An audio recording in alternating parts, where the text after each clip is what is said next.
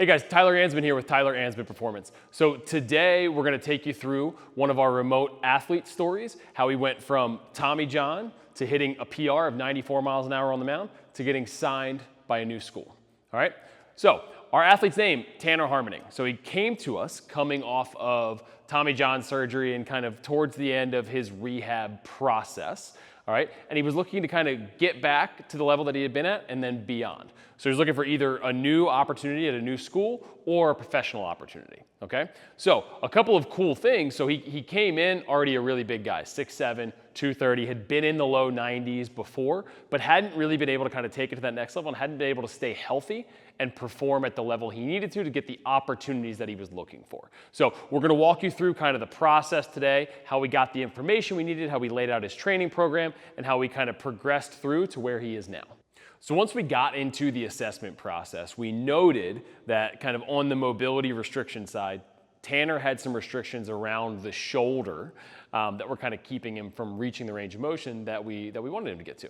And so we gave him some self-myofascial releases, some mobility work, right? End range isos and things like that we progressed throughout the process and kind of gradually expanded this range of motion and his strength and control through this range of motion even more importantly, all right? On the general side, we also needed to kind of improve and increase some of these force qualities, right? So he was a big guy, but especially coming after this kind of long rehab and recovery process, we needed to kind of take those strength numbers up a bit. And to his credit, he worked really hard and kind of started hitting our standards so we could kind of shift our goals to other things. But we began with, extensive plyos and kind of very general strength where we just kind of stacked those days and kind of gradually built that up until we got the force application to where we needed it to be, and we could kind of shift our focus a little bit. So on the mechanical side, we noted quite a few things, right? Especially bigger guys can get away with more on the mechanical side, not moving as well as the smaller guys, and still throw pretty hard. And Tanner was a pretty good example of this. And so one of the things that we really wanted to kind of hone in on was the arm action. So he didn't flip up deep enough, right? Kind of as he's flipping up, he's moving forward, and it was a pretty pushy arm action. So one of the things that we wanted to focus on was, one, physically giving him the capacity to kind of differentiate and segment the torso from that shoulder complex, and kind of secondarily allowing him to kind of feel and understand this. So the first place we went was kind of our split stance variations so that he could feel kind of this arm getting pulled through as that torso, so the torso going first, kind of lagging the arm, and then that elastic response kind of pulling that arm through. So we wanted to maximize that as much as possible and kind of give him a feel for that. The kind of secondary benefit of the split stance is it gave him a feel for a little better block as well because he struggled with that in the past.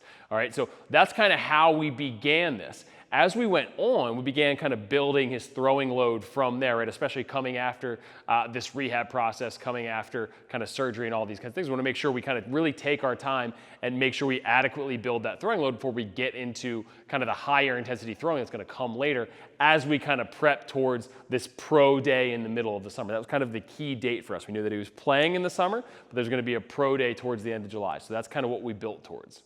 So as we kind of continued to build this throwing load, we started getting him back on the mound in May, and we were already seeing kind of PR levels. He was sitting 90-91, touching 93 miles an hour. So we were in a really good spot heading into the summer. But kind of the next order of business to make sure he could go out and actually compete against hitters was getting that off speed and command dialed in. All right, and so one of the things that we kind of discussed and that he was kind of mentally struggling with a little bit was the ability and desire to kind of throw breaking balls coming off of this surgery. He was, concerned about how they were going to feel, all these kinds of things. So we had to get that slider dialed in a bit more. And then we were able to kind of discuss, what the shape should ultimately look like given his fastball characteristics, his slot, all of these other pieces, and we kind of dial that in a little bit more.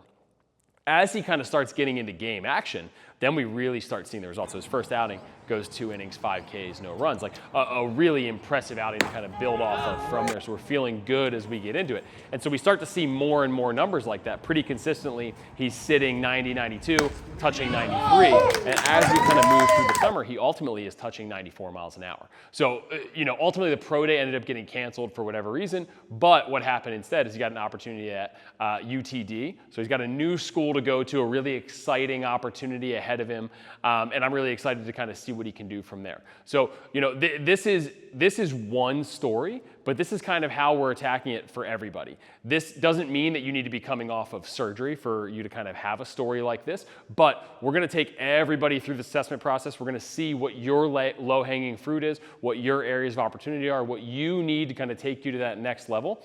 And we wanna help kind of be your guide and kind of take the guesswork out of it for you. So if this is something you're interested in, feel free to reach out via our contact page or leave a comment below. Otherwise, I'll see you in the next video.